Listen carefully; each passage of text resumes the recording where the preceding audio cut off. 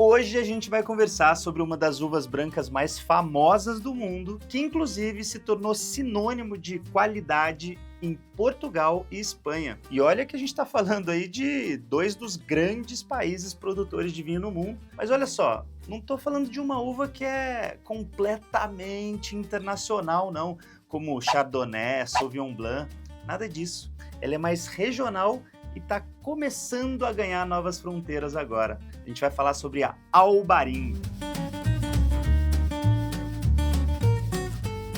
Olá, seja bem-vindo, seja bem-vinda. Eu sou o sommelier Rodrigo Ferraz, porta-voz de vinhos da Adega do Pão. E a Albarino, ou Alvarinho, porque é a mesma uva, tá, pessoal? A Albarino é a pronúncia dela em espanhol, a Alvarinho em português. E como ela é famosa tanto em Portugal como na Espanha, no mundo todo, os dois nomes dela são bastante utilizados. Isso vai muito até de uma escolha do produtor quando o país não fala nenhuma dessas duas línguas, né? Agora, ela é sim proveniente, ela nasceu na Península Ibérica, ela ficou muito famosa ali, ela é muito representativa no cultivo de vinhedos no noroeste da Espanha e no norte de Portugal. Quando a gente fala de noroeste da Espanha, a gente tem ali a região de Rías Baixas. E no norte de Portugal, a região de destaque é o Minho, mas você deve conhecer aí por vinho verde, porque essa é uma denominação de origem dentro da região do Minho, tá? Vinho verde não é tipo de vinho, então toda vez que você encontrar no rótulo ali, inclusive trouxe um pra gente degustar hoje, tá? Também. Mas toda vez que você encontrar vinho verde no rótulo, não é o tipo, né? Não é como se fosse um vinho branco, um vinho tinto ou um vinho rosé. É uma denominação de origem que está atrelada à região do Minho, no norte de Portugal, tá? Eu já vou falar um pouquinho mais sobre isso quando a gente for degustar um vinho verde de Alvarinho aqui com vocês. E fora essas duas regiões tão importantes para essa uva no cenário mundial, eu também quero destacar para vocês o Uruguai. É isso aí, o Uruguai já se tornou também um sinônimo ali de terra boa para se cultivar albarinho e fazer vinho de alta qualidade, tá? Isso aí é indiscutível. Eu até tive uma conversa recente com alguns enólogos uruguaios. Eu até perguntei para eles, falei, olha, o que vocês acham sobre a vitivinicultura uruguaia para vinhos brancos? Quais são as uvas de maior destaque? E assim, é unânime, quase todos dizem albarinho, porque ela realmente se adaptou muito bem ao clima, ao solo de lá. Agora, tem outros países que não são menos importantes, mas eles ainda têm uma produção um pouquinho menor, mas eles estão ganhando referência, sabe? Estão ganhando certo destaque internacional, e eu quero citar para vocês que seriam Estados Unidos, principalmente ali a região da Califórnia, Austrália e Brasil. É isso aí. A gente encontra ótimos alvarinhos aqui no Brasil. Pelo fato de ser um país de língua portuguesa, você vai encontrar muito mais alvarinho do que albarinho. Agora, em Estados Unidos e Austrália, você encontra dos dois. Mas, de fato, o nome mais famoso, assim, que você vai encontrar em maior quantidade no mundo é albarinho, que seria a versão espanhola desse nome, tá? E uma coisa também que eu quero falar para vocês é sobre o perfil dessa uva. Aí não depende nem tanto da região onde ela está sendo cultivada, porque isso é um perfil, uma tipicidade mais dessa variedade especificamente, que é a alta acidez, alto frescor. Essa é uma uva que é fantástica para você colocar junto com gastronomia. Então, todos os vinhos que a gente vai degustar hoje aqui, eu vou dar dica sobre combinações que ficariam perfeitas para cada um deles, porque, de fato, é uma uva muito gastronômica. Ela causa salivação no paladar, traz um frescor natural. É uma uva, assim, fantástica. Não é à toa que ela ficou tão famosa no mundo todo. E, de quebra, você ainda tem alguns vinhos feitos com ela que são longevos. Não é todo vinho branco que consegue isso não, tá? Então tem vários vinhos de albarinho ou alvarinho que você vai conseguir guardar na sua adega, ele vai melhorar com o passar dos anos, e aí depois quando você vai degustar, ele já traz uma série de aromas que não são mais só os aromas frutados lá do início, mas ele também vai trazer aromas terciários, que a gente chama, que são os aromas que o vinho vai ganhando com a evolução dele em garrafa. Então é uma uva muito especial, por isso eu fiz questão de trazer 3 estilos diferentes para você conhecer hoje. Um de Rías Baixas, na Espanha, clássico, outro lá do vinho verde da principal sub-região para essa uva lá dentro, que é Monção e Melgaço, e por último, um reserva da Garzón lá do Uruguai. Então vamos descobrir aqui quais são os estilos? Bora lá. Então a gente vai começar pelo Cuni, é um DO de Rías Baixas, lá na Espanha, safra 2023, 100% Albarinho. Essa aqui é uma vinícola hiper tradicional, fundada em 1879, e o teor alcoólico dele é 12,5%. Não é tão alto, né? Um teor alcoólico aí para vinho branco, acho que na média. E o que eu quero destacar para vocês dessa região é que ela tem bastante influência marítima e os solos são graníticos. E principalmente por conta dessa influência marítima, o vinho acaba ganhando aqueles toques salinos, aquela mineralidade. Então, normalmente, quando você vai degustar um albarinho de Rías Baixas, você vai pegar um vinho mais leve, mais refrescante e super delicado, assim. É difícil, não estou dizendo que não existe, mas é difícil você encontrar um albarinho super encorpado, né? Um vinho branco encorpado vindo dessa região. É até curioso que eu tenho um amigo pessoal madrilenho, né? Mora lá em Madrid, na Espanha, mas ele passou um tempo aqui no Brasil. Um dia a gente estava conversando, né? E eu perguntei para ele qual é o vinho que você mais gosta de beber lá na Espanha, né? Quando você tá lá. E ele falou, sabe o quê? Isso aqui, um albarinho de Rías Baixas, que ele falou que, apesar de não ser tão famoso aqui no Brasil, porque de fato não é todo mundo que conhece mesmo, lá na Espanha é um vinho famoso e conhecido por ter qualidade surpreendente, assim. Então tá aqui na minha taça pra gente degustar hoje juntos. E agora falando dos aromas, ó, o que dá pra gente sentir nele é uma pegada bem de fruta cítrica, lembrando aí grapefruit, um limão siciliano, lima da Pérsia, um toque de laranja, então é um vinho bem cítrico. Ele tem um toque também floral, só que eu acho que a fruta cítrica se destaca muito mais e também apresenta aquilo que eu mencionei sobre a salinidade, porque você consegue sentir isso também no aroma. É lógico que é muito mais fácil de sentir isso no paladar, porque quando você prova o vinho, parece que você está provando água do mar, só que uma água do mar super saborosa. Nada de água do mar, né? Quando a gente toma caldo na praia, não é nada disso, né? É uma água do mar ali saborosa, porque o vinho, ele não é doce, né? Esse vinho aqui, ele tá longe disso. Ele até tem esse toque salino que deixa tudo mais refrescante no paladar. O final dele, apesar de ser um vinho leve, é prolongado, isso é indicação de matéria-prima de qualidade, e para esse perfil de vinho, com essa influência atlântica, essa leveza, eu indico para você degustar com frutos do mar, comida japonesa ou até mesmo ostras. Vai ficar perfeito. É o que os espanhóis fazem, tá? Frutos do mar e ostras é justamente o que os espanhóis fazem lá. Essa harmonização é clássica no noroeste da Espanha. E se você testar na sua casa, eu tenho certeza que você vai gostar também. Agora, bora pro vinho verde. Garrafa clássica de vinho verde, né? Essa garrafa mais prolongada, assim. Tem vários vinhos dessa região do Minho que optam por ela. Acho bem elegante. Só fica um pouco mais difícil de guardar na adega, né? Quando a adega é mais curta, essa garrafa que ela às vezes bate na porta da adega, mas isso não é comum, tá, gente? Eu tô falando que, mas já aconteceu, né? A garrafa é linda, isso não se pode negar. Esse daqui é o Torre de Lapela, feito em Portugal, 100% alvarinho, né? Já trocou o nome da uva para português, e ele é de Monção e Melgaço, né? Que, como eu disse, é a principal sub-região do vinho verde. Ele é seco também e tem 13% de teor alcoólico. Aqui tem uma coisa bem interessante para mencionar, porque vinho verde, quando você pensa em vinho verde, o que você lembra, né, normalmente? Né? Muita gente, eu tenho certeza que já provou vinho verde na vida. Você não lembra de um vinho mais leve, refrescante, parecido com o que eu acabei de mencionar aqui sobre Rías Baixas? Então, de fato, o vinho verde branco, ele vai por esse caminho. Só que essa sub-região aqui muda um pouquinho. E por que ela é considerada a principal? É também por esse mesmo motivo. Porque lá a gente está falando de uma sub-região um pouco mais quente dentro do Minho.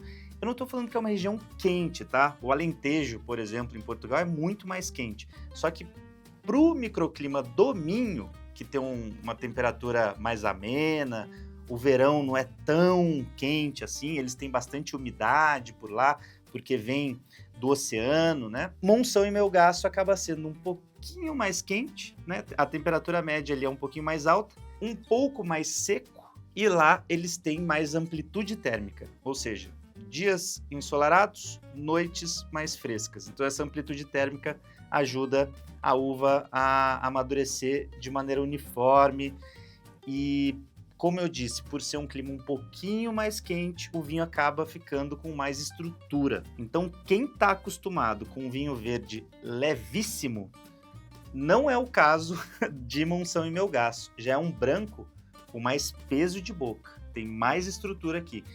Até os aromas já são um pouquinho diferentes, porque enquanto no outro a gente sentia frutas cítricas, aqui a gente já consegue sentir pêssego, um pouco de maracujá, e aquela salinidade que tinha antes também aparece por aqui, porque a gente também está falando de uma região costeira, que é o Minho, né? Ali também tem influência do Oceano Atlântico, só que com menos interferência aqui, tá? Aqui a gente sente essa fruta um pouco mais aromática, um pouco mais doce do que as frutas cítricas de antes. O pêssego aqui tá muito destacado. Uma flor branca, uma jasmim também aparecem por aqui. Não é à toa que essa uva se tornou referência de qualidade em Portugal. Quando você for para lá, se você for fazer no turismo em Portugal, não deixe de provar alvarinho português, e se você encontrar, se você puder até visitar essa região, faça isso, porque até os portugueses sentem que a Touriga Nacional seria a principal uva tinta, mas a Alvarinho é a principal uva branca, tá? Ah, e outra coisa, esqueci de falar a safra dele para vocês. Aqui, ó, 2023 de safra. Ainda é bem jovem e eu tenho certeza absoluta que esse vinho aqui vai durar muito mais tempo numa adega, assim. Até pela estrutura, né? Provando esse vinho no paladar, a gente sente mais peso de boca, ele tem mais corpo, ele é mais untuoso, sabe? Quando preenche o paladar. Untuosidade é a sensação do azeite, sabe? Aquela... quando ele preenche, ele gruda na boca. Esse vinho tem muito mais que o vinho anterior. Eu achei que o vinho anterior tinha mais acidez. Esse aqui tem bastante acidez, mas essa sensação de untuosidade é bem presente. O final de boca é muito longo, mais frutado que o anterior, e apesar de ser um vinho seco, a gente consegue sentir a fruta, aquela fruta madura que eu mencionei no aroma, dá para sentir fácil no paladar. É um vinho mais estruturado. Justamente por isso, as combinações também têm que ir para essa mesma linha, né? Uma delas é, assim, ó concurso. Vai de bacalhau, é isso aí. Porque o bacalhau é um peixe que, dependendo do molho que você puser, você vai ter um preparo mais intenso, e aí um alvarinho de Monção e Melgaço vai aguentar, principalmente esse daqui, né? O Torre de Lapela vai ficar perfeito com bacalhau. Você pode até fazer bacalhau com nata, porque a acidez dele vai ajudar na limpeza da nata. E ele aguenta essa estrutura, tá, pessoal? Não é um vinho levinho, não. E outras harmonizações que eu quero mencionar para vocês seriam lula grelhada na manteiga. Vai ficar bom demais, demais. Porque a manteiga traz também uma certa intensidade para o prato, aquela gordura toda. E o alvarinho vai ficar excepcional. E para concluir, queijo curado. Pode pegar queijo mais curado, mais intenso em sabor. Se tiver gordura, o queijo, fica tranquilo, porque a alvarinho ela tem acidez para limpar o paladar, essa gordura toda. Então, assim, essas recomendações seriam impecáveis com um alvarinho legítimo de Monção e Melgaço. Agora vamos para a última região para a gente descobrir, né? Agora é o de fora da turma. Por enquanto a gente estava falando de regiões clássicas, mas agora a gente vai descobrir o que o uruguaio trouxe de diferente para um alvarinho. O mais novinho da turma agora, mais novinho com relação a terroir, porque o Uruguai, obviamente, começou a cultivar essa uva depois de Espanha e Portugal, e também de safra, ele é o mais novo, 2024. Esse aqui é o Garzon Alvarinho Reserva 2024. Ó, e adoro quando é isso aqui, hein? Screw cap, praticidade total. E isso aqui é bom, viu, pro vinho, principalmente quando a gente tá falando de vinho branco, refrescante, assim. A screw cap, ela preserva o frescor natural, os aromas primários ali, que o fruto trouxe para a vinificação. Eu sou fã desse tipo aqui, tá? Não tenha preconceito. Tem vinhos caríssimos hoje, vindo de Austrália, Nova Zelândia, Estados Unidos, África do Sul e aqui na América do Sul também, que já levam esse estilo de fechamento aqui, que é a tampa de rosca, screw cap, e assim, não tem problema algum. Ela veda ali e tá tudo certinho, tá? Fora essa questão de ser super prática. Bom, aqui a gente está falando de uma das vinícolas mais tradicionais do Uruguai, que é a Garzón. Os vinhedos dela ficam na região de Maldonado e também tem influência atlântica, né? Olha só que legal, Alvarinho gosta de clima costeiro, pelo visto, né? Porque Guias Baixas tem, a região do Minho tem, lá em Portugal, e aqui, mesma coisa, sempre influência marítima. Mas enquanto os outros solos eram mais pedregosos, mais rochosos, essa região tem solo argiloso. O que isso quer dizer? É um solo um pouco mais frio porque retém mais água. Basicamente é isso, tá? E com relação aos aromas, ele traz muito de uma fruta mais madura também. Ele lembra muito mais o vinho verde que eu acabei de degustar do que o primeiro lá de Guias Baixas. A gente consegue sentir um maracujá bem maduro, um abacaxi já com mais intensidade, fruta branca de caroço, trazendo um toque mais elegante, e também o toque salino, pô. Todos eles trouxeram. Albarinho ou alvarinho tem essa característica. Se ela é cultivada perto de algum oceano, e ela gosta disso, ela vai trazer essa influência também para o vinho, que a gente sente tanto no aroma como no paladar, né? Vinhos com salinidade, mineralidade. Eu acho que é isso que faz ela ser tão refrescante também, isso ajuda demais, né? Mas tem uma coisa, lá no Uruguai, ela consegue ter mais exposição solar. O que isso significa? Que ela vai concentrar mais os seus açúcares, vai ser uma uva que vai amadurecer super bem, e isso depois no vinho vai refletir em corpo, estrutura. Parece que a gente foi subindo uma escadinha aqui de peso de boca, né? O primeiro era mais leve, ligeiro, super refrescante. O segundo era intermediário, mas já tinha um peso maior, uma estrutura, um certo preenchimento de boca. E aqui é a versão da Albarinho mais estruturada dos três. Tem ainda mais peso de boca, é um vinho mais encorpado. E aí você vai ter que combinar na harmonização seguindo essa mesma linha, né? Você ainda vai poder harmonizar com frutos do mar. Alvarinho fica bom com frutos do mar.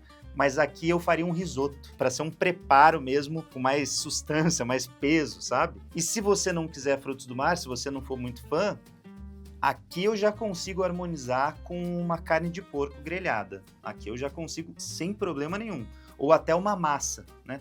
Pega uma massa, não vai carregar muito no molho, porque eu não estou falando de um vinho muito pesado, não. Né? É só uma versão da Albarinho mais estruturada, mas uma massa ali com ervas, um pouco de alho, azeite, ou um molho de tomate, vai ficar muito bacana para você harmonizar aqui com Albarinho uruguaio. Agora conta para mim, qual desses estilos você mais curte, né? Qual é a Albarinho ou Alvarinho que mais faz o teu perfil? Todos esses que eu indiquei hoje estão presentes na Adega do Pão. Eu gosto muito de todas essas versões, porque eu acho que depende muito do dia, né? Se tá um dia mais de calor, mais sol, beira de piscina, o primeiro seria ótimo. Se você quer um vinho versátil de uma região super clássica portuguesa, o segundo é a melhor pedida. Agora, você quer descobrir um albarinho mais potente, que você vai poder colocar ali com uma carne, uma comida mais estruturada, o uruguaio talvez faça mais o seu estilo, tá bom? Mas é isso, conta pra mim, vamos conversar aí, qual que você ficou com mais vontade de provar, e se você já provou algum deles, me diz aqui o que você achou, tá bom?